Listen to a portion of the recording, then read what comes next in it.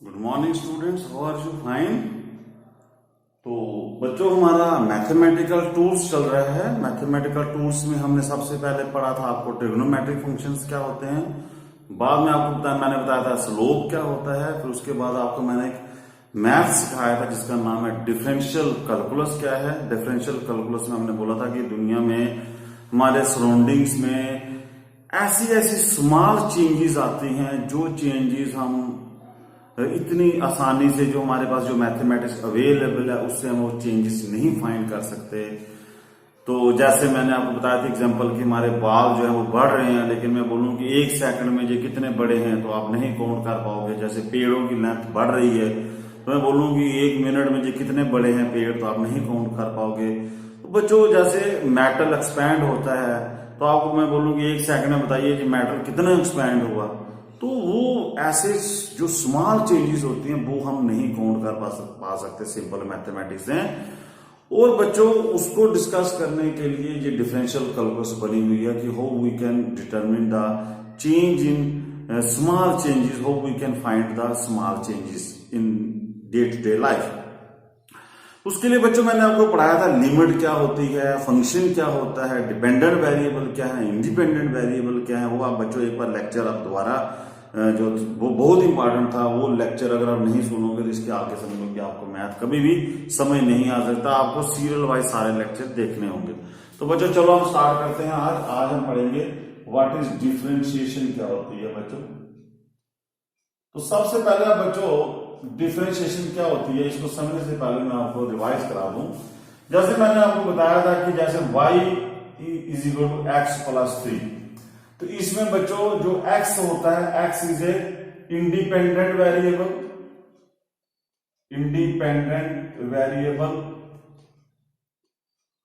और y क्या था?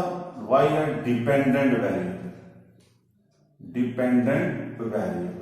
वो आपको मैंने डिटेल में दिखाया हुआ है, लेकिन यहां रिवीजन करना जरूरी है थोड़ी सी, कि दो वेरिएबल होते हैं, एक होता है इंडिपेंडेंट, एक होता है डिपेंडेंट। इंडिपेंडेंट का मतलब है कि इंडिपेंडेंट होता है कि ये कोई भी वैल्यू ले सकता है, और डिपेंडेंट का मतलब होता है कि इसकी वैल्यू इसके ऊपर डिपेंड करती है।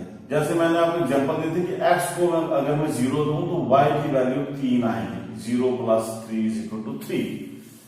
तो ये आपको याद रखना कि एक मतलब अगर मैं इंडिपेंडेंट वेरिएबल में कुछ चेंजेस लाता हूं तो फिर डिपेंडेंट वेरिएबल में कुछ चेंजेस आएंगे। जैसे मान लीजिए कि मैं जो इंडिपेंडेंट वेरिएबल है बच्चों, उसमें मैं चेंज करता हूं डेल्टा एक्स चेंजेस लाता हूं, तो y के अंदर भी कितनी चेंजेस आएगी? डेल्टा y चेंजेस आएगी। मतलब x को अगर मैं चेंज करूंगा तो y के अंदर भी चेंजेस आएगी। अब बच्चों पहले हम समझ लो कि ये इसका थोड़ा सा लॉजिक क्लियर कर लेते हैं कि ये डेल्टा x क्या होता है। तो कभी ये बार बार आएगा, तो डेल्टा x ऐसे समझिए, मान लीजिए कि जब मैं लिखूं डेल्टा x, इसका मतलब होता है चेंज इन द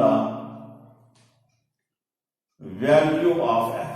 मतलब आपने x की वैल्यू कितनी चेंज की है, और वो कैसे निकालते हैं?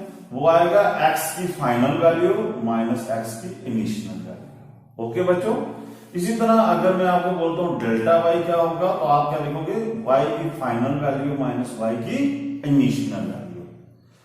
अब बच्चों एक तो वर्ड आपको ये याद रखना है।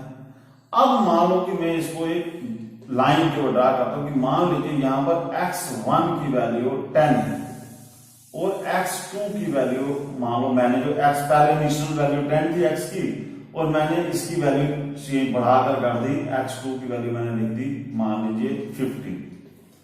तो अब मुझे बच्चों बताओ कि डेल्टा x कितना होगा, तो आप बोलोगे final minus initial is equal to, बोलेंगे 15 माइनस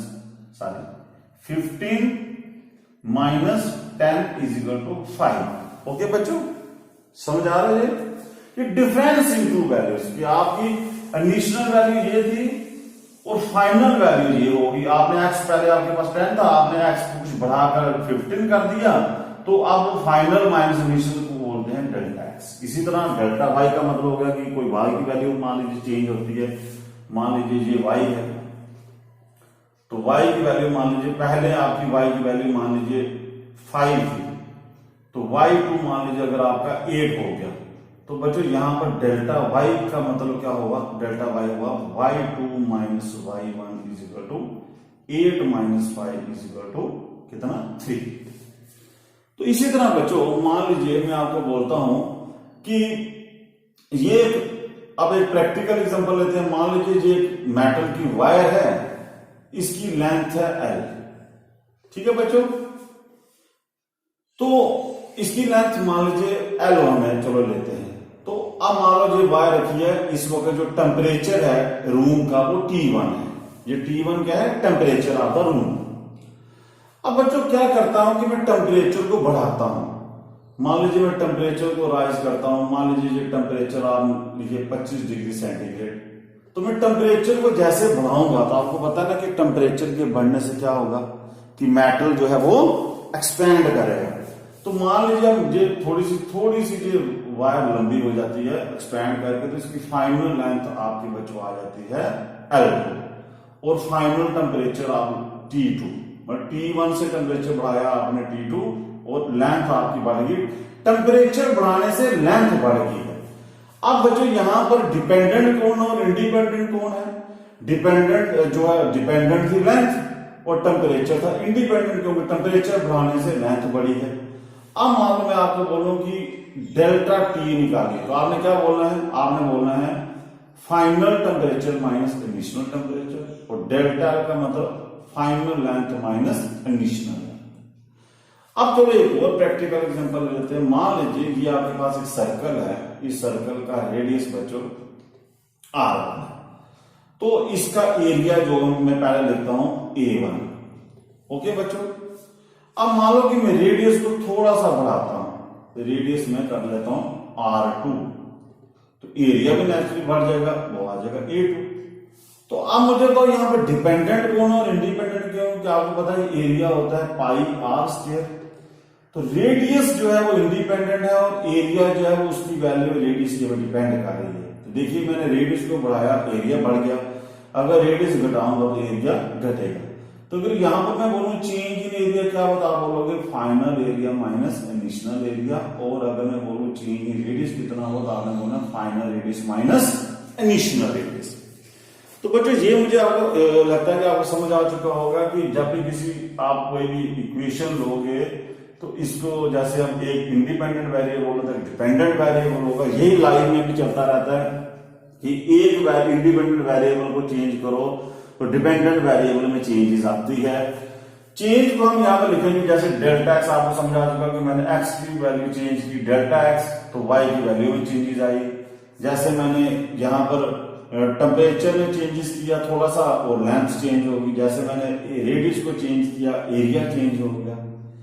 अब बच्चों अब आप थोड़ा सा एक चीज समझिए, यहाँ पर लॉजिक जो बन रहा है कि अब हम क्या सीख रहे हैं। यहाँ पर हम ये सीख रहे हैं कि एक इंडिपेंडेंट वेरिएबल की चेंज करने से डिपेंडेंट वेरिएबल में चेंजेस आती है। तो इसको लिखे कैसे, मतलब कि मैं इसको कैसे लिखूं, कि मैं इसको इस लाइन को कैसे लिखूं कि value of y change with the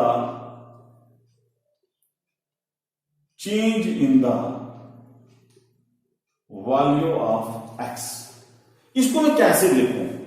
अब जैसे मैंने लिखा था कि y the value of y depends upon the value of x, तो इसको हम कैसे लिखते हैं? इसको हम बोलते हैं y is a function of x।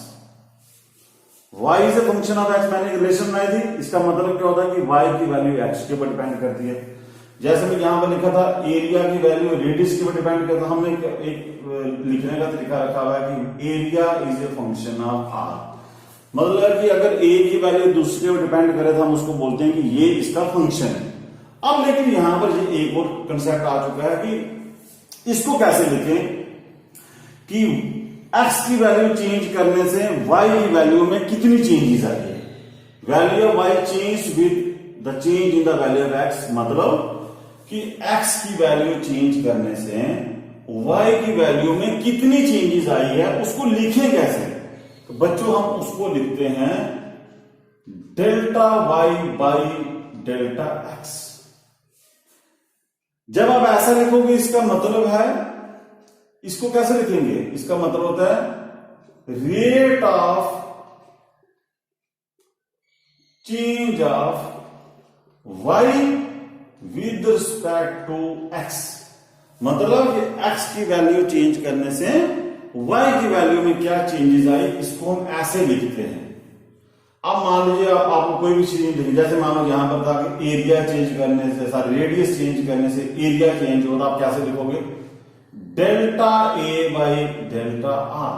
मतलब कि rate of change of area with respect to R, मतलब कि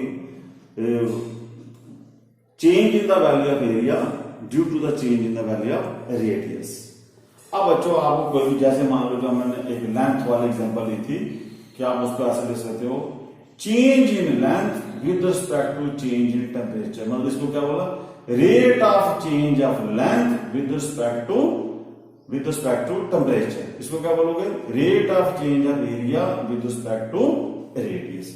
तो अब बच्चों यहां पर नया लॉजिक आ गया कि हम जब बोलेंगे कि एक चीज के चेंज होने से दूसरी चीज कितनी चेंज होती है, तो उसको हम इस तरह लिखेंगे, इस तरह delta X Y by delta X, delta A by delta R, delta L by delta T. और बच्चों इसी को क्या बोलते हैं, इसको हम बोलते हैं rate of change, rate of change. अब थोड़ा सा और बात समझ लेते हैं कि रेट ऑफ चेंज जो है, रेट ऑफ चेंज हमें क्या बताता है, रेट ऑफ चेंज हमें समझ आ गया, रेट ऑफ चेंज हमें बताएगा कि कैसे इंडिपेंडेंट वेरिएबल जब मैं चेंज करूं तो डिपेंडेंट वेरिएबल में कितनी चेंजेस आती है। तो उसको मैंने बच्चा लिखा, इसका मतलब कि जो रेट ऑफ चेंज है ये बच्चों आपकी दो किस्म की होती है। एक होती है एवरेज रेट ऑफ चेंज, और एक होती है बच्चों इंस्टेंटेनियस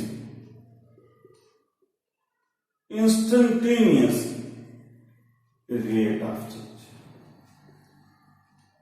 ये बच्चों अब आपको रेट ऑफ चेंज आपको समझ आ चुका है ना। रेट ऑफ चेंज का मतलब वही हुआ कि एक की चेंज करने से पहले दूसरी कैसे चेंज होती है, वो जैसे जिसको हमने लिखा था delta Y by delta x. ये हो गया आपका रेट ऑफ चेंज।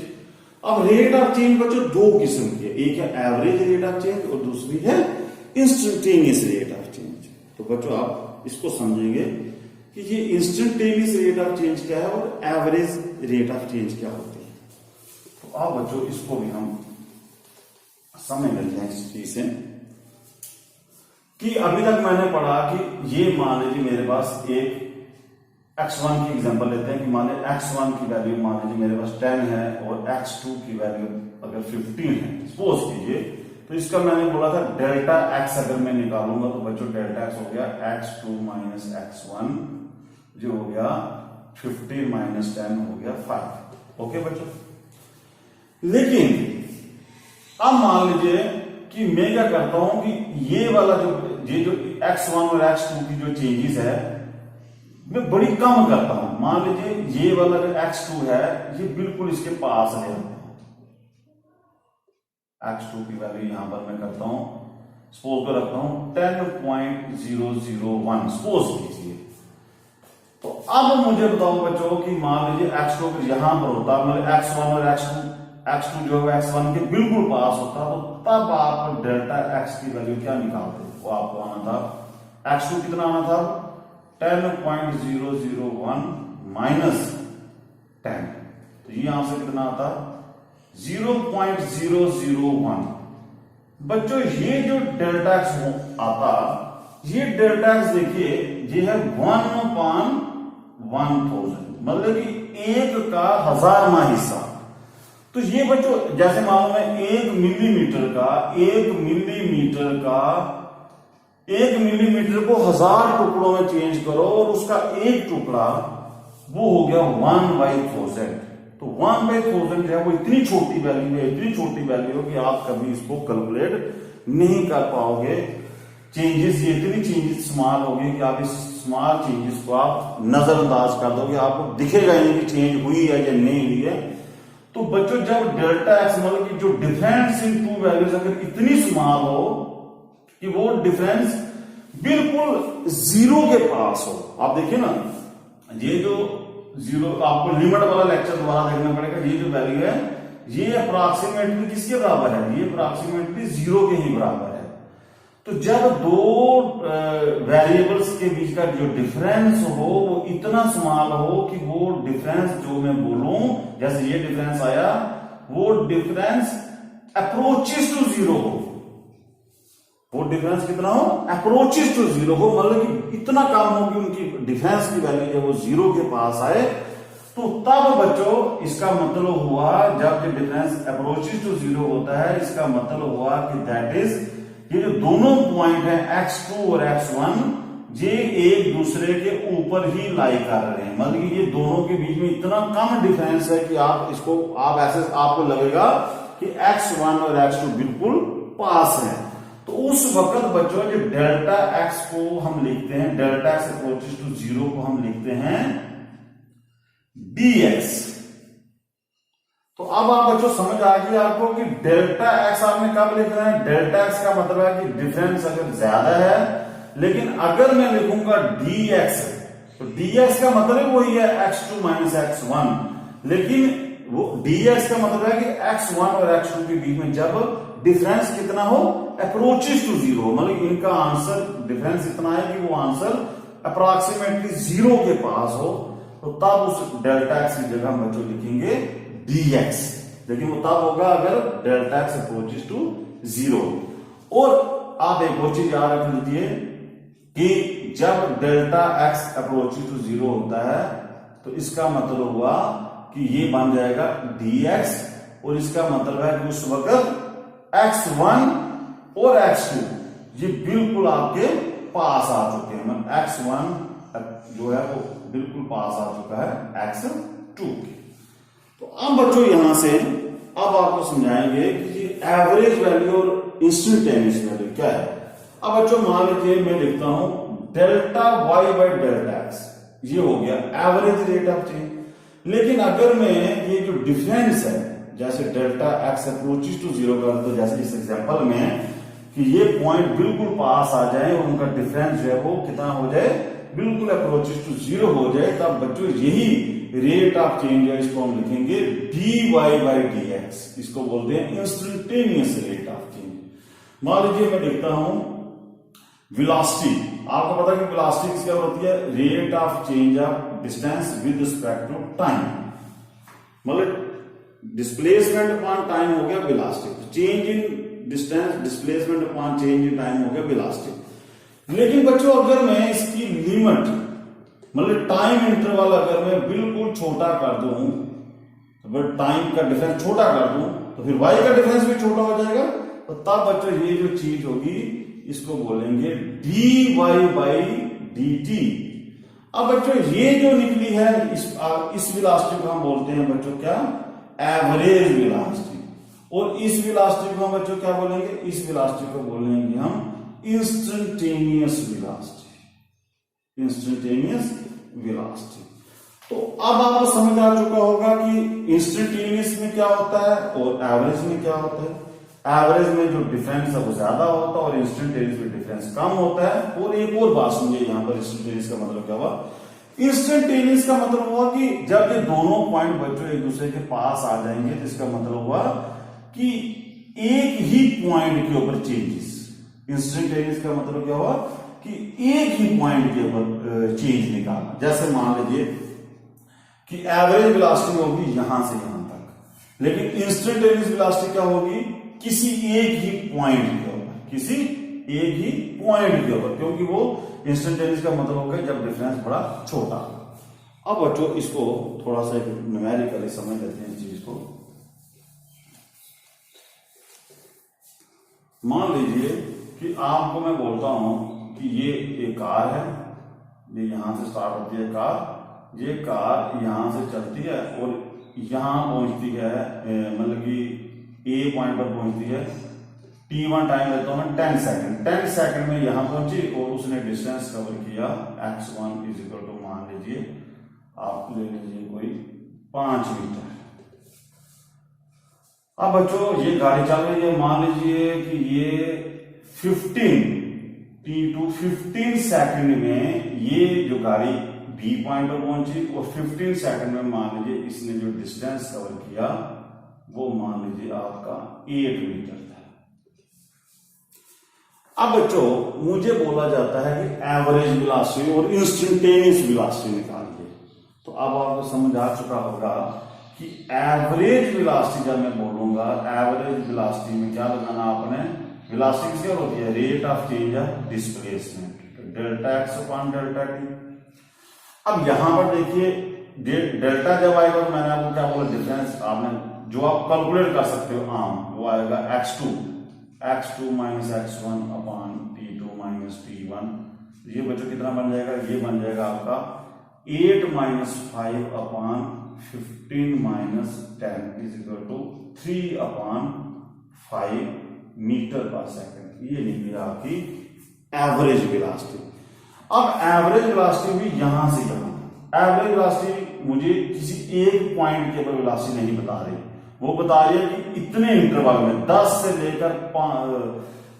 सेकंड से लेकर 15 सेकंड के बीच की सभी वेलोसिटीज का मीन जो है वो इतना हो सकता है। लेकिन बच्चों अगर मुझे कोई बोले कि बताओ जी एक पॉइंट के ऊपर एग्जैक्ट वेलोसिटी कितनी होगी, तो फिर मैं क्या करूं, फिर मुझे ये वाला लॉजिक लगाना पड़ेगा यहां पर इंस्टेंटेनियस का। तो इंस्टेंटेनियस में जब मुझे इसी एक पॉइंट पर निकालनी पड़ेगी तो आएगी इंस्टेंटेनियस वेलोसिटी। अब इस पॉइंट पर वेलोसिटी कैसे, आपको मैंने बताया कैसे कोई चीज निकालनी है, इसको मैं क्या करूंगा, ये जो टाइम इंटरवल है ये बिल्कुल छोटा कर दूंगा, मतलब मैं लिखूंगा limit delta T approaches to 0 delta X by delta T. और ये इसका क्या मतलब हुआ कि ये जो टाइम इंटरवल है वो छोटा करूंगा, जैसे 10 से लेकर 15 नहीं, मैं लिखूंगा 10 सेकंड के बाद अगर यहां थी तो अगर इसी पॉइंट पे वेलोसिटी निकाले तो मुझे दूसरा टाइम बिल्कुल इसके पास लेना पड़ेगा। मान लीजिए मैं ये लेता हूं कि 10.01 सेकंड के बाद वो कहां होगी, वो इसके पास होगी कहीं। 10 सेकंड में यहां थी तो 10.01 सेकंड में यही कहीं होगी इसके पास। तो उस वक्त मान लीजिए जो डिस्टेंस कवर होता है वो मान लीजिए आपकी x, ये जो वैल्यू है x2 की वैल्यू, वो मान लीजिए आप ले लेते हो 5.05।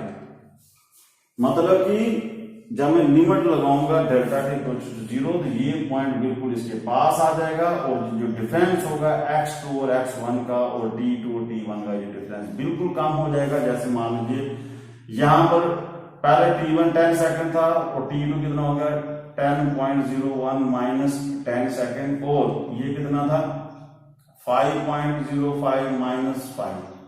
तो ये बच्चों कितना आएगा आंसर, 0.01 डिवाइडेड बाई 0.05, तो ये आंसर आया 1/5, तो मतलब कि 0.2 मीटर पर सेकंड।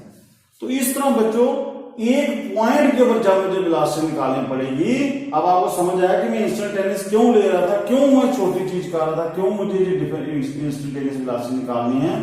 क्योंकि इंस्टेंटेनियस वेलोसिटी जब भी निकालूंगा तो वो एक पॉइंट पर निकालूंगा, जब स्मॉल चेंजेस, जब वेरी वेरी स्मॉल चेंज करनी होगी तब वो आएगी इन एक पॉइंट पर वैल्यू, उसको बोलते हैं इंस्टेंटेनियस वेलोसिटी, ये होगी एवरेज वेलोसिटी। मैंने एक एग्जांपल दी है।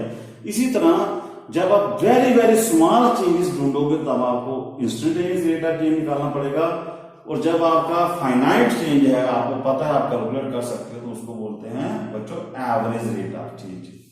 अब ये जो लाइव में भी एग्जांपल आते हैं, आप देखो इधर ये जो रेट ऑफ चेंज इंस्टेंटेनियस कहां पर होता है, ये आपको मैं बताता हूं कि डेली लाइफ में कहां यूज। जैसे एक एग्जांपल आपको बता दी कि मुझे अगर इंटरवल में वेलोसिटी निकालनी है तो ठीक है, मुझे एवरेज वेलोसिटी आसानी से निकल जाएगी। लेकिन मुझे अगर कोई बोलेगा एक पॉइंट पर वेलोसिटी निकालिए बच्चों, तो इस पॉइंट पर आप वेलोसिटी निकालने की कोशिश करोगे तो वो आप कभी नहीं फाइंड कर पाओगे, क्योंकि वो टाइम इंटरवल और डिस्टेंस इंटरवल इतना छोटा होगा कि वो 0/0 की फॉर्म में आ जाएगा। तो इसलिए हम उसके कोई पास पॉइंट लेते हैं, एक ही बिल्कुल पास कोई पॉइंट लेते हैं, ताकि उनका जो डिफरेंस है वो अप्रोचेस टू 0। जैसे मान लीजिए बच्चों कि मैं आपको बोलता हूं कि ये कोई पेड़ है, मान लीजिए ये पेड़ है और इसकी लेंथ इस वक्त L है, ठीक है, और इस वक्त मान लीजिए टाइम आपका ये T है। अब मैं बोलता हूं कि बताइए कि अब ये पेड़ बढ़ रहा है, सपोज कीजिए इसकी हाइट बढ़ रही है, तो मैं बोलता हूं कि इस पेड़ की velocity, find velocity of tree at time t is equal to 1 second. 1 second के बाद इसकी वेलोसिटी निकाली। तो बच्चों तो आप 1 सेकंड के बाद क्या काउंट कर पाओगे कि ये कितनी इसकी लेंथ बढ़ी है? ये इम्पॉसिबल है। तो इसीलिए फिर बच्चों हम क्या करते हैं, हमें लगेगा कि जीरो वेलोसिटी है, तो उस वक्त हम निकालेंगे dl/dt, ना कि डेल्टा l/डेल्टा। ये नहीं निकालेंगे हम, ये निकालेंगे इंस्टेंटेनियस, क्योंकि ये होगी small change, small rate of change के बारे में ये बताता है। जैसे बच्चों आप मान लीजिए हमारे बाल होते हैं सर के, ये सर के बाल हैं। अब मुझे क्या बोले कि बाल हमारे बढ़ रहे हैं, अगर ये बढ़ रहे हैं तो नेचुरली इनकी कोई ना कोई वेलोसिटी है। अगर वेलोसिटी है तो मुझे कोई बोले कि अभी बताओ इनकी वेलोसिटी कितनी है, इसी वक्त बताओ कितनी मेरे बालों की वेलोसिटी है। तो आप बालों को पकड़ के रखोगे तो आपको लगेगा बाल बढ़ ही नहीं रहे, तो आप बोलोगे सर इसकी वेलोसिटी 0 है। लेकिन नहीं, चेंज तो पक्का हो रही होगी कुछ ना कुछ, लेकिन वो इतनी डी या लेंथ इतनी स्मॉल चेंज होगी, इतनी स्मॉल चेंज होगी, तो वो चेंज आपके पास डिफरेंट, ये जो आप उस वक्त क्या निकालना पड़ेगा, instantaneous velocity, dl/dt, instantaneous velocity आप क्या निकालोगे, ना कि आप एवरेज निकालोगे। जैसे आप बच्चों मैंने एग्जांपल दी थी मेटल की, जैसे ये मेटल की वायर है, तो आपको पता है कि मेटल एक्सपैंड करता है हीट के कारण। मैं आपको बोलूं कि बताइए भाई ये अभी इसका कितना एक्सपैंड हो रहा है, change in length upon change in temperature निकालो, तो बच्चों कहां पॉसिबल है? ये हम पॉसिबल ही निकाल सकते हैं एक ही समय, उसी वक्त में अभी बताऊं कितनी है, तो इसलिए मुझे इसका भी dl/dt निकालना पड़ेगा। तो होप्स आपको समझ आ चुका होगा कि एवरेज रेट ऑफ चेंज क्या होता है और इंस्टेंटेनियस का मतलब होगा कि किसी भी एक पॉइंट के ऊपर जब वेरिएशन बहुत स्मॉल हो। और ये आपकी डे टू डे लाइफ में एग्जांपल्स भी हैं। अब बच्चों अब आप देखिए यहां पर कि डिफरेंशिएशन क्या है। बच्चों ये जो मैंने निकाला अभी आपको मैं थोड़ा सा सिंपल समझा देता हूं कि डेल्टा y/डेल्टा x हो गया एवरेज रेट ऑफ चेंज। अगर मैं इसकी लिमिट लगाकर, ये लिमिट इंडिपेंडेंट को करना, क्योंकि हम इंडिपेंडेंट को चेंज करेंगे तो डिपेंडेंट में फर्क पड़ेगा। मान लो मैं इंडिपेंडेंट की वैल्यू छोटी करता हूं तो फिर ये जो रेशियो होगी डेल्टा y/डेल्टा x, ये बन जाएगी बच्चों dy/dx। तो ये हो गया इंस्टेंटेनियस रेट ऑफ चेंज। और बच्चों इस dy/dx को बोलते हैं differentiation of y with respect to x, या इसी का नाम होता है डेरिवेटिव, या इसी का नाम होता है डिफरेंशियल कोफिशिएंट।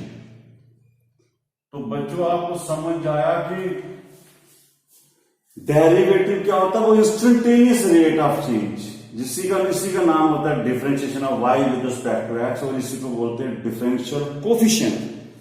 और बच्चों ये जो डिफरेंशियल कोफिशिएंट है ये इतना आसान नहीं है। ये तो आपको एग्जांपल बताया कि स्मॉल वेरिएशन निकालना इतना आसान नहीं है। अब हम ये स्मॉल वेरिएशन निकालेंगे कैसे, मतलब कि how we can calculate this dy/dx। तो वो जो मैथ है डिफरेंशिएशन की बच्चों, अब आप प्रोसेस, ये जो डिफरेंशिएशन होता है इसका डेफिनेशन समझिए। डिफरेंशिएशन क्या है? डिफरेंशिएशन क्या है? the process of finding the derivative या differential coefficient is called differentiation।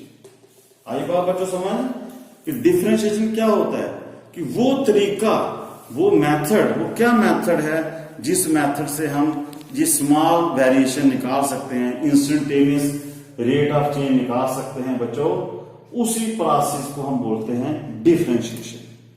तो बच्चों अब आपको समझ आ चुका होगा कि डिफरेंशिएशन हम करने क्या जा रहे हैं। We are going to find the derivative या इंस्टेंटेनियस रेट ऑफ चेंज। तो इसके बच्चों हमारे पास बहुत से तरीके हैं कि हम कैसे डी बाई डी एक्स को निकालते हैं, इसके बहुत से मेथड्स हैं। तो आप सबसे पहले हम पढ़ेंगे कि आपको एक मेथड जो आपके 11th के सिलेबस में वो है फर्स्ट प्रिंसिपल। फर्स्ट आपको बोलेगा कि फाइंड द डेरिवेटिव, अगर आपको ये क्वेश्चन आता है find the derivative by first principle. First principle क्या है उसका वो तरीका समझेंगे हम कि कैसे हम डी बाई डी एक्स निकालते हैं बाय फर्स्ट प्रिंसिपल।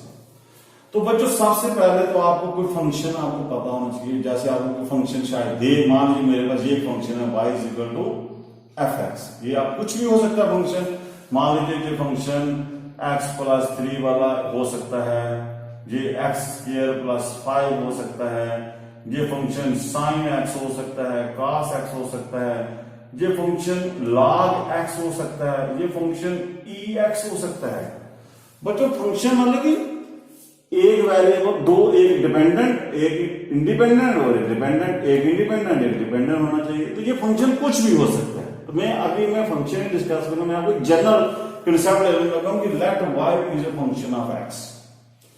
अब इसको डी बाई डी एक्स मुझे बोलना निकालना क्या है, मैंने डी बाई डी एक्स मैंने इसका डेरिवेटिव निकालना है, मुझे डी बाई डी एक्स निकालना है। तो मुझे क्या फर्स्ट प्रिंसिपल क्या कहता है इसमें बच्चों आपके स्टेप है। सबसे पहला आपको स्टेप याद रखना है।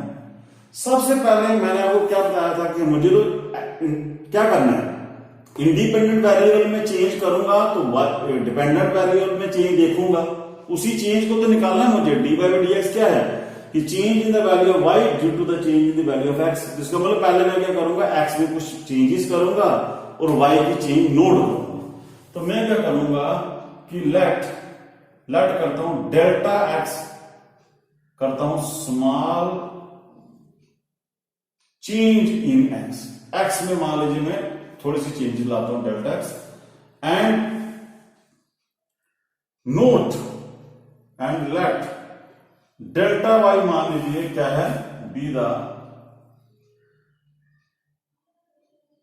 Corresponding change in y। Okay, delta x में मैंने इतनी चेंज की और नोट किया कि y में क्या चेंजेस आए, वो डेल्टा y हो गया। तो इसको हम बच्चों ऐसे लिखेंगे कि मान लीजिए कि y के अंदर चेंजेस आई है डेल्टा y और x के अंदर चेंजेस आई है x प्लस डेल्टा x। तो ये मेरे पास, इसको आपने फर्स्ट इक्वेशन रख लेना और ये मान लीजिए आपकी सेकंड इक्वेशन होगी। आपने इंडिपेंडेंट में थोड़ी सी चेंज करनी है और y की चेंज नोट करनी है।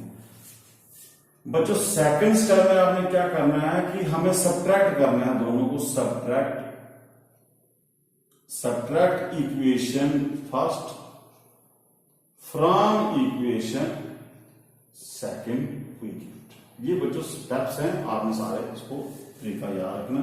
इसको इसमें से माइनस कीजिए, आएगा y plus delta y minus में, लेफ्ट साइड को लेफ्ट साइड से माइनस कीजिए, राइट साइड को राइट साइड से माइनस कीजिए।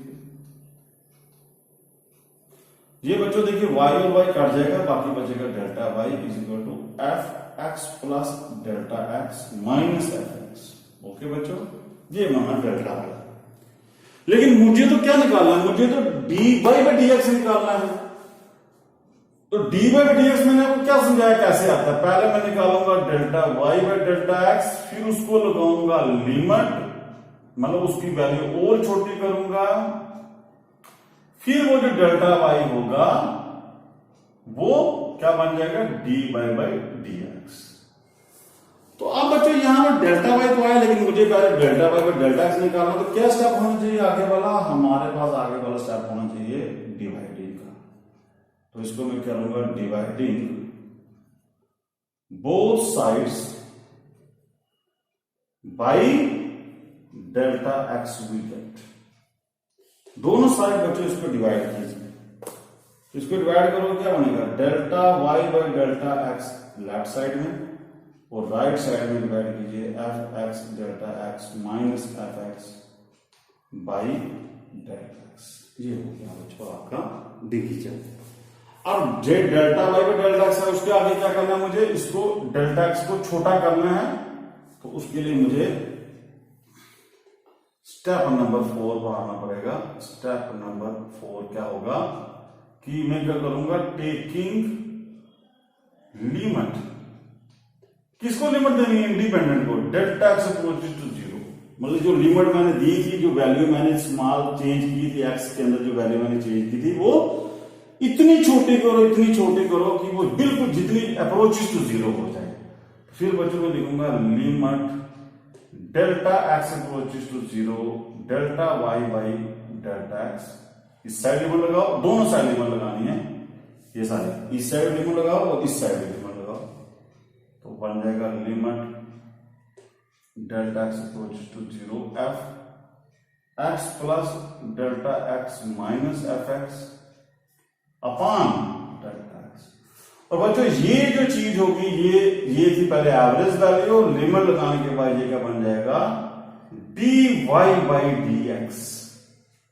तो बच्चों ये है आपका dy बाई dx, क्या होता है, ये आएगा f x delta x minus f x upon delta x. ये है बच्चों, इसी को बोलते हैं डिफरेंशियल कोफिशिएंट या small rate of change of y with respect to x।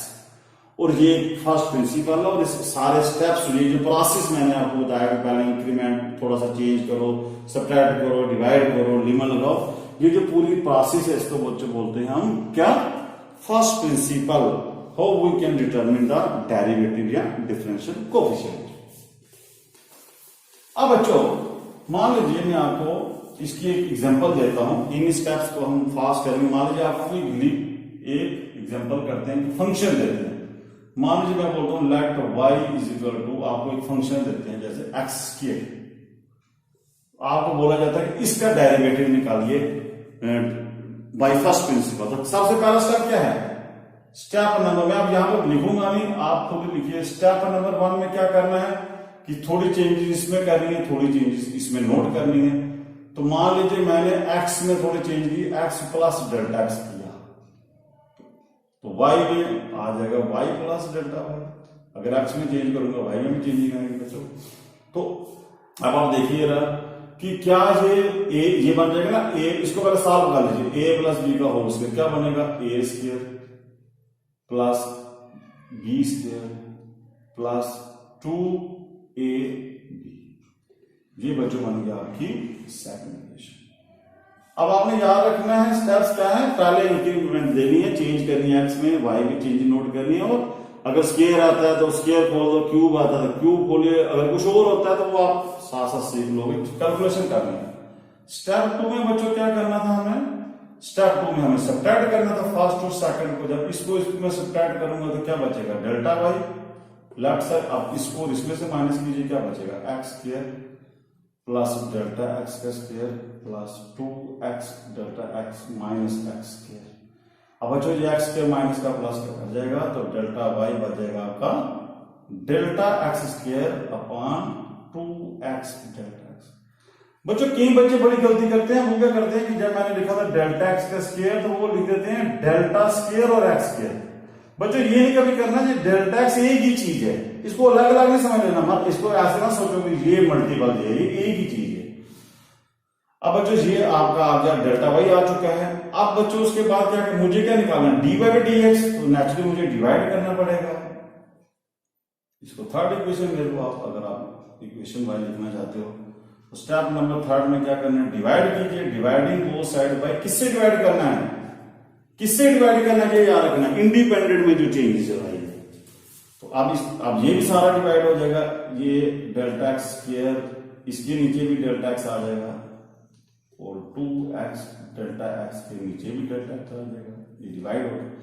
ये डेल्टा एक्स और ये डेल्टा एक्स कट जाएगा, यहां से एक डेल्टा एक्स और एक डेल्टा एक्स कटेगा, तो एक डेल्टा एक्स बच जाएगा। तो क्या बचेगा हमारे पास, delta Y by delta x निकल गया मेरे पास, x प्लस 2x। ये बच्चों क्या बना, ये निकली है अभी एवरेज वैल्यू, लेकिन मुझे क्या निकालनी है, मुझे निकालनी है इंस्टेंटेनियस वैल्यू। इंस्टेंटेनियस वैल्यू के लिए मुझे क्या करना है, मुझे जो मैंने उसको दी है चेंज की एक्स की वैल्यू वो बिल्कुल स्मॉल करूंगा, तो मैं उसको लिखता हूं taking limit delta x approaches to 0, तो बन जाएगा limit delta x approaches to 0 delta Y by delta x, इस साइड भी लिमिट लगाओ, limit delta x approaches to 0। बच्चों ये डेल्टा एक्स एक बचा था, इसका नाम डेल्टा एक्स बचेगा delta x upon plus 2x। अब बच्चों ये जो चीज है ये जब लिमिट लगाऊंगा ये और छोटा हो जाएगा, तो इसको बोलेंगे dy by dx, instantaneous rate of change. और ये है कि यहां डेल्टा एक्स अपॉन 0 कर दो, जैसे ये चीज है ये अप्रोक्सीमेटली 0 के बराबर है, तो ये 0 आ जाएगा, इसके साथ डेल्टा एक्स नहीं है उसको वही छोड़ दो। तो dy बाई dx आपको मिला, क्या मिला बच्चों 2x। ओके, मतलब कि इस फंक्शन का डेरिवेटिव ये बना,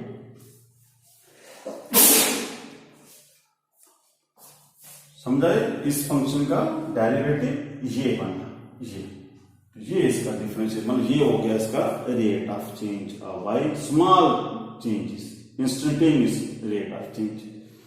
तो इसी तरह बच्चों आप डिफरेंट फंक्शंस हम करेंगे। तो एक तो ये तरीका हो गया dy बाई dx निकालने का, this is known as first principle की मदद से हम कैसे dy बाई dx निकालते हैं। अब बच्चों एक तरीका हमें और समझना है कि ये dy बाई dx और किस तरीके से निकाल सकते हैं। तो बच्चों देखिए इसका आप देखेंगे ज्योमेट्रिकल मीनिंग क्या है इसका, geometrical meaning of dy by dx का ज्योमेट्रिकली ग्राफ के मेथड से dy बाई dx क्या होता है वो समझना बच्चों बहुत इंपॉर्टेंट है। ये मान लीजिए ये मेरे पास कोई फंक्शन है y is equal to x square plus 2x plus 3। तो अगर मैं मान लीजिए इसका कोई ग्राफ ड्रा करता हूं ऐसे, तो आपको पता है ना कि जब कोई स्क्वायर हो तो कुछ आपका कर्व बनेगा। तो मान लीजिए ये आपका कोई ऐसे कर्व बन गया है, कर्व है कोई y और x के बीच में ग्राफ, y और x का बीच का ग्राफ है। तो मुझे क्या निकालना है, ग्राफ से देखना है कि dy बाई dx ग्राफ से क्या मतलब होता है, ग्राफिकली क्या मीनिंग है dy बाई dx का, मुझे dy बाई dx निकालना है। तो बच्चों कुछ भी नहीं करना आपने, मान लीजिए आप क्या कीजिए थोड़ा सा इसको, ये मान लीजिए कर्व है और सपोज कीजिए कि ये भी एक पॉइंट ले लेते हैं ए पॉइंट और ये भी पॉइंट ले लेते हैं बी। ओके बच्चों,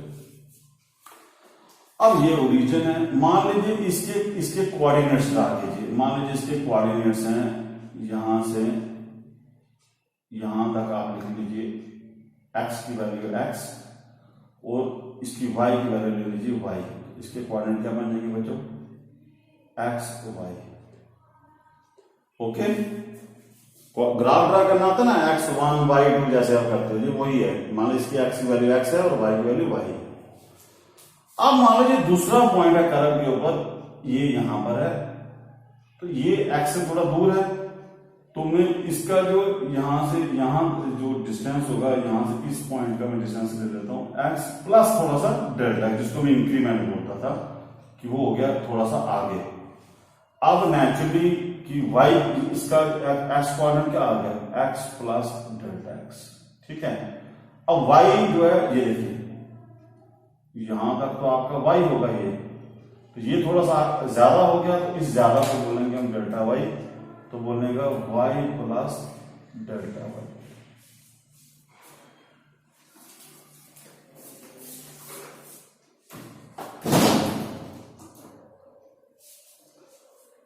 तो बच्चों ये आपने 2 पॉइंट ड्रा कर दीजिए, कर लिए यहां पर, ये वाले आ गए। तो ये वाली हाइट कितनी हुई, ये आ गया y की value y plus delta y। तो ये आपने 2 पॉइंट ड्रा कर दीजिए। अब मान लो कि मैं a और b को ज्वाइन करता हूं, ये मैंने निकाला और इसको बोलेंगे कार्ड, इसको क्या बोलते हैं कार्ड, a और b, और ये जो लाइन इसको बोलते हैं कार्ड। अब मान लीजिए ये जो कार्ड है ये इसके साथ एंगल बना रहा है, इस एक्सिस के साथ एंगल बनाता है थीटा। तो इसका नाम मैं देखिए इस ट्राइंगल में नाम देता हूं ए बी सी, मतलब A C B right triangle हो गया। देखिएगा इन right triangle A C B में ध्यान लगाओ, टैन थीटा बच्चों क्या होगा? टैन थीटा अगर मैं निकालूं उसका क्या बनेगा? टैन थीटा किसका होता है? Perpendicular upon base. तो इसका परपेंडिकुलर आएगा बीसी अपॉन बेस आएगा एसी। तो बच्चों ये बीसी ये कितना है? ये वाली लाइन कितनी होगी? ये लाइन कितनी होगी? डेल्टा वाई के बराबर। तो मुझे पूरी लाइन कितनी है? Y plus delta y. तो वाई यहां से माइनस हो जाएगा। और एसी ये लाइन बच्चों कितनी है? ये लाइन कितनी आएगी? ये देखो ये पूरी लाइन कितनी है? X plus delta x. उसमें से ये चीज माइनस हो जाएगी तो बाकी बचेगी ये डेल्टा एक्स का। तो ये निकला टैन थीटा बच्चों। लेकिन आपको मैंने सबसे पहले क्या पढ़ाया था कि अगर कोई लाइन है, जैसे ए बी लाइन है, वो लाइन अगर पॉजिटिव एक्सिस के साथ अगर कोई एंगल बनाती है थीटा, तो उस लाइन की जो स्लोप होती है वो टैन थीटा के बराबर होती है। तो इसका मतलब है कि slope of chord A B होगा वो टैन थीटा के बराबर होगा, और स्लोप हमारा किसके बराबर बना? Delta Y by delta x. तो बच्चों delta Y by delta x क्या पढ़ा मैंने? Average rate of change of y with respect to x। लेकिन मुझे क्या फाइंड करना है? मुझे एवरेज ही फाइंड करना है। मुझे D by by d x समझना है कि ग्राफ में D by by d x क्या होता है। तो बच्चों D by by d x करने के लिए क्या किया था मैंने कि ये जो डेल्टा एक्स की वैल्यू है ये छोटी की थी, और डेल्टा एक्स की वैल्यू छोटी कैसे करूंगा? ये डेल्टा एक्स है, ये है डेल्टा एक्स, मतलब इसकी और इसके बीच का डेल्टा एक्स है। अब ये डेल्टा एक्स अगर मैं छोटा करूंगा, मान लो इसको मैं पास लाता हूं, तो ये छोटा कब होगा? अगर ये बी पॉइंट इसके पास इधर आएगा और पास आएगा, जैसे ये बी पॉइंट यहां पर आए, बी पॉइंट और पास आए, बी पॉइंट और पास आए, तब क्या होगा? जब ये ए और बी पास आएंगे तब डेल्टा वाई और डेल्टा एक्स क्या हो जाएंगे? ये छोटे होना स्टार्ट हो जाएंगे। तो इसका मतलब हुआ कि जब मैं ये सबसे छोटे कब होगा? मतलब कि ये डेल्टा एक्स जो है ये अप्रोचेस टू मुझे जीरो करना है, तो ये delta x approach to zero कब होगा? जब बी पॉइंट ए के बिल्कुल पास आ जाए। आप देखिएगा कि मान लो ये कर्व है, अगर ये ए और बी पॉइंट बिल्कुल पास आ जाएंगे, ए और बी पॉइंट अगर पास आ जाए बच्चों, तो इतने पास आ जाए कि ये ए और बी बिल्कुल एक दूसरे के साथ कोइंसाइड नहीं करेंगे, लेकिन इतने पास होंगे कि इनके बीच का जो डेल्टा एक्स है वो अप्रोच टू जीरो हो जाए, और डेल्टा वाई जब अप्रोच टू जीरो होगा तो ए और बी आपस में क्या करेंगे? हमें लगेगा कि ये एक ही पॉइंट के ऊपर है, मतलब ए भी यहां पर है और बी भी यहां पर है। तो जब बच्चों ये डेल्टा एक्स और डेल्टा वाई में अप्रोच टू जीरो करूंगा तब क्या होगा? तब ये जो कार्ड है, ये जो ए और बी के बीच में जो कार्ड है, ये क्या बन जाएगा? ये कार्ड बन जाएगा ए और बी का एक टैंजेंट, मतलब कि इस ए बी पॉइंट के ऊपर एक टैंजेंट ड्रा हो जाएगा। और ये ट्रायंगल अगर आपको डिटेल में मैग्नीफाइड फॉर्म में समझिए तो ये देखिए कि ये मान लीजिए ए पॉइंट है, ये बी पॉइंट है, जब ये बिल्कुल पास है, ये बड़ा दिख रहा है मैग्नीफाइड में, लेकिन आप समझो कि ये बिल्कुल पास है, तो ये वाली चीज उस वक्त बन जाएगी डी वाई और ये बन जाएगी डी एक्स, क्योंकि जब delta x approach to zero होगा तो ये डेल्टा एक्स बन जाएगा, जैसे ये क्या बन जाएगा? डी एक्स, और ये बन जाएगा डी वाई। तो उस वक्त ये जो ए और बी अब जुड़ जाएंगे तो उसका जो टेंजेंट ड्रा होगा, इस टेंजेंट की जो स्लोप आएगी, अब मैं लिखूंगा when B approaches to A then and when B just coincide A, मतलब जब बी पॉइंट ए के बिल्कुल पास आ जाएगा उस वक्त बच्चों delta x approach to zero हो जाएगा, delta y approach to zero हो जाएगा। ये देखिए ये साइड छोटी होना, ये पॉइंट इधर आ जाएगा, ये डेल्टा वाई और छोटा हो जाएगा, डेल्टा एक्स छोटा और पॉइंट आएगा, इधर बी पॉइंट आएगा, ये और छोटे छोटे होना स्टार्ट हो जाएंगे। तो उस वक्त बच्चों ये जो कोइंसाइड डेल्टा एक्स, इसका मतलब होगा then delta x approach to zero, delta y approach to zero and chord, जो ए बी कॉर्ड था, ये क्या बन जाएगा, ये बन जाएगा बिकम्स टेंजेंट एट पॉइंट ई। फिर वो कॉर्ड जो था वो एक ए पॉइंट के ऊपर एक टेंजेंट बन जाएगा। तो फिर हमें मतलब हुआ कि फिर हमें क्या हो जाएगा, जब मैं इसकी स्लोप ऑफ जो टेंजेंट होगी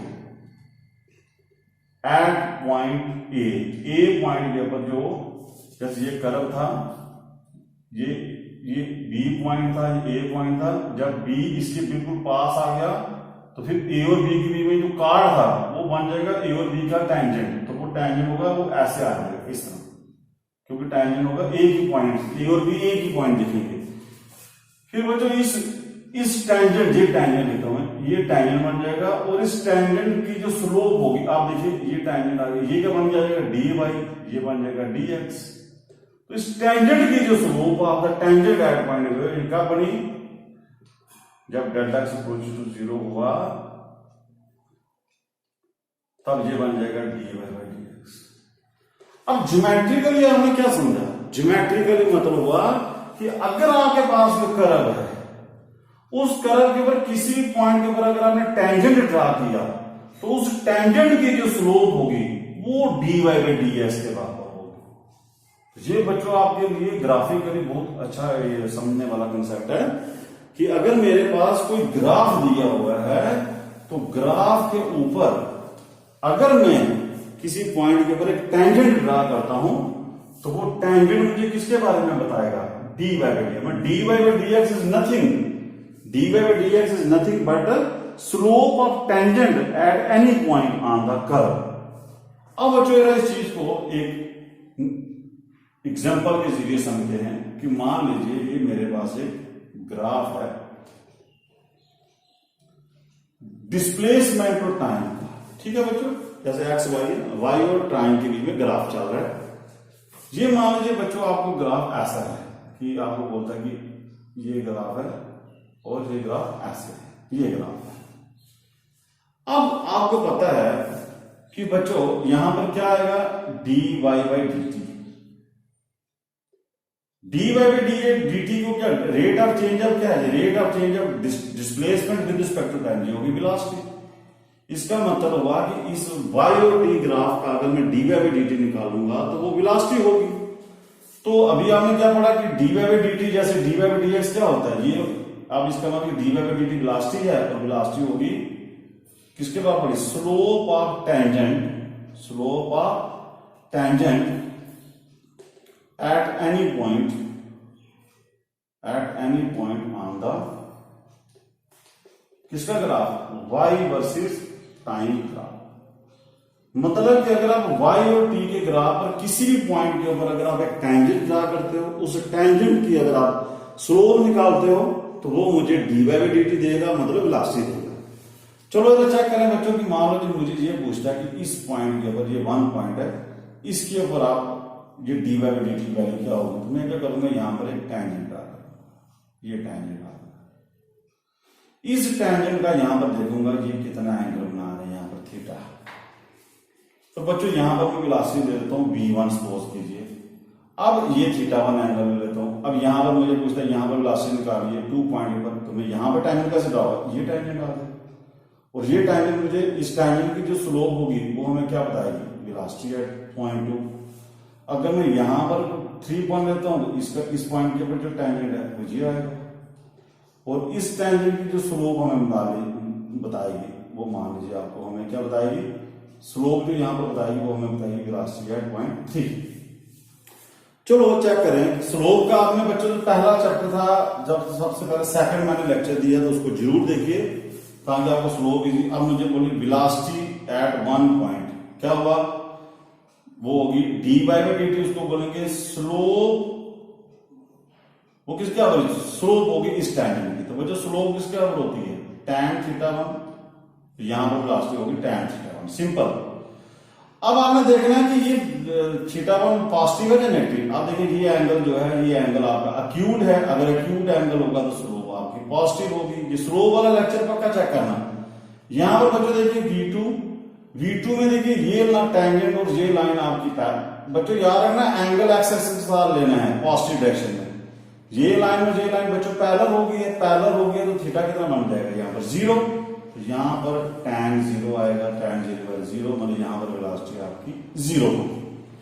अब जो मुझे पता है यहाँ पर कितना है वेलोसिटी है 0.3 पर कितना आएगा जी, एंगल देखिए यहाँ आएगा tan θ3 और θ3 जो ऑब्ट्यूज एंगल है सारे, ये ऑब्ट्यूज एंगल है तो ये वेलोसिटी आएगी नेगेटिव। इस तरह बच्चों ग्राफिकली या सब पे भी दो चीजों का ग्राफ दिया हो तो अगर ये दोनों चीजें चेंज हो रही हैं, जैसे टाइम के साथ वेलोसिटी चेंज हो रही है, तो आप एक सेकंड में पहले आपने देखना है कि डी बाई डी टी क्या होता है। वो वेलोसिटी उसकी कहीं तरह के ऊपर टेंजेंट ड्रा करोगे, वो टेंजेंट आपको उस वेलोसिटी की वैल्यू देगा। मान लीजिए कि आपको एक और ग्राफ आता है, सपोज कीजिए आपको ये ग्राफ आ गया वेलोसिटी वर्सेस टाइम ग्राफ। तो बच्चों आपको मान लीजिए ये कर रहा है ऐसे ये, तो आपको सिंपली पूछा उसने कि आप बताइए कि इसमें आप पहले देखिए ये किसकी ग्राफ है, वेलोसिटी और टाइम का ग्राफ है। इसका मतलब कि इसका dv बाई dt जो निकलेगा, dv बाई dt क्या होता है, rate of change of velocity क्या होगी, एक्सेलरेशन। इसका मतलब कि यहां पर ये कर्व में हम एक्सेलरेशन निकालेंगे dv बाई dt करके, और dv बाई dt क्या हो गया, स्लोप। इसका मतलब कि अगर मैं इस कर्व पर किसी भी जगह पर टैंजेंट ड्रा करता हूं तो उस टैंजेंट की जो स्लोप होगी वो मुझे एक्सेलरेशन की वैल्यू बताएगी। तो चलो बच्चों हम जनरल स्पीड में चेक कर लेते हैं कि ये क्या है, बता रहा है यहाँ पर कि मुझे कोई पूछ रहा है कि ये ग्राफ है, तो आप सिंपली बताइए कि इसमें एक्सेलरेशन बढ़ रही है या घट रही है, सिंपली ये बताना मुझे। ठीक है, आप क्या करोगे, दो पॉइंट मान लो, पहले हम यहां पर पॉइंट लेते हैं बच्चों, यहां पर पॉइंट लोगे वहां पर, यहां पर टैंजेंट आएगा आपका ये टैंजेंट आपका यहां पर मान लीजिए एंगल बनाता है थीटा। अब ये दूसरा पॉइंट लेता हूं, ठीक है, दूसरे पॉइंट पर टैंजेंट ड्रा कीजिए, वो आ गया ये हो गया थीटा। अब तीसरे पॉइंट पर मान लीजिए तीसरा पॉइंट है, यहां पर टैंजेंट ड्रा करो ये तीसरे पॉइंट पर, और ये एंगल आ गया थीटा।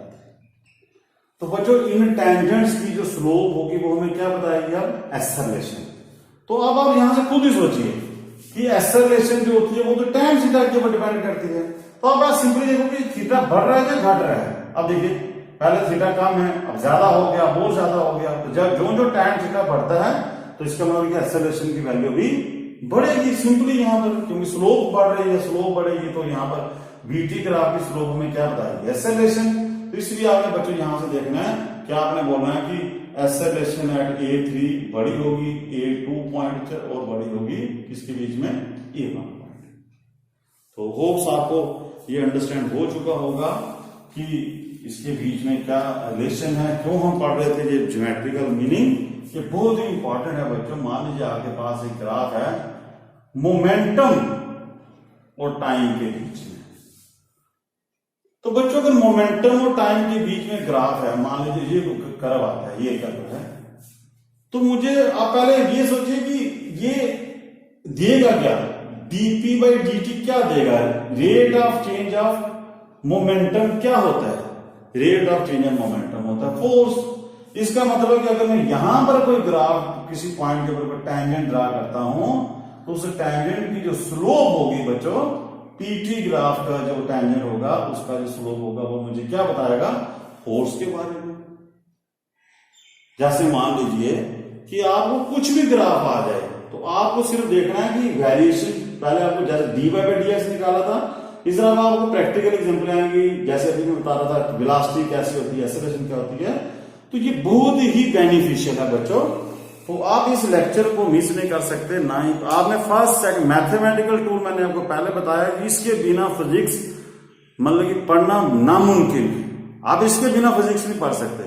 और ये अगर आपको समझ आ गया तो फिजिक्स आपके लिए ऐसा लगेगा कि जैसे बाएं हाथ का खेल। आप कोई भी किसी भी टाइप का कोई न्यूमेरिकल नीट का हो, IIT का हो, आप एक सेकंड में करोगे क्यों? आपको लॉजिक क्लियर है। वरना आप रटते फिरोगे सारे ग्राफ, आप हजारों ग्राफ होंगे लेकिन कंसेप्ट एक है और क्वेश्चन लाखों। तो आपको कंसेप्ट समझना है, क्वेश्चन नहीं समझना है। क्वेश्चन खुद ही निकल जाते हैं। ओके बच्चों, जय हिंद, जय भारत।